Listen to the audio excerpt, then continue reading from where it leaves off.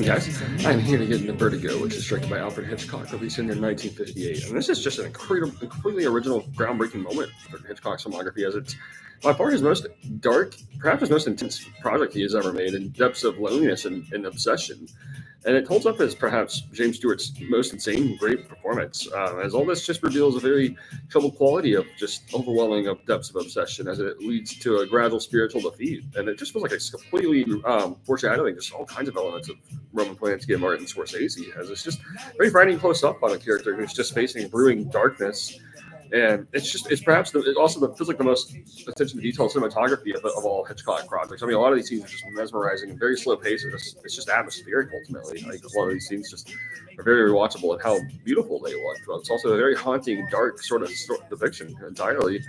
And pretty experimental film project for its time. Like this is one that challenged a lot at the time, but I think now it's like universally agreed, one of the greatest of all time. Just how much of an endless puzzle piece it is, and it holds up just as a very complex and timeless mystery, which is just to this day amongst just the greatest of all time. How layered it is.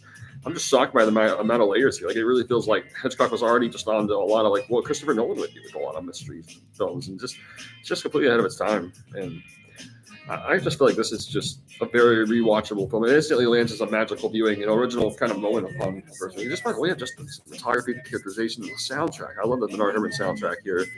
It just the way that everything paces out into just a very dark place. It feels like it's Hitchcock's darkest subconscious like levels kind of unfolding right here all throughout. It feels like frighteningly close up on dangerous scenarios, and it's very tragic ultimately, but a very like kind of just insane sort of perspective around all of that. It just feels like Hitchcock was just on something of a completely mind-bending foundation with this one, and it just remains one of my all-time favorite films. Simply. Yeah, I would certainly have to say it's very tough because a lot of his filmography is very close, but I think this is my favorite Hitchcock project, and how there's almost just this very subtle, haunting, almost supernatural quality about the whole project, and how it leads to a man's spiritual defeat. And it's very like subtle, it's very ambiguous, and it just leaves a lot to stir in the imagination timelessly, and how everything's told, and how everything's just mesmerizing from start to finish.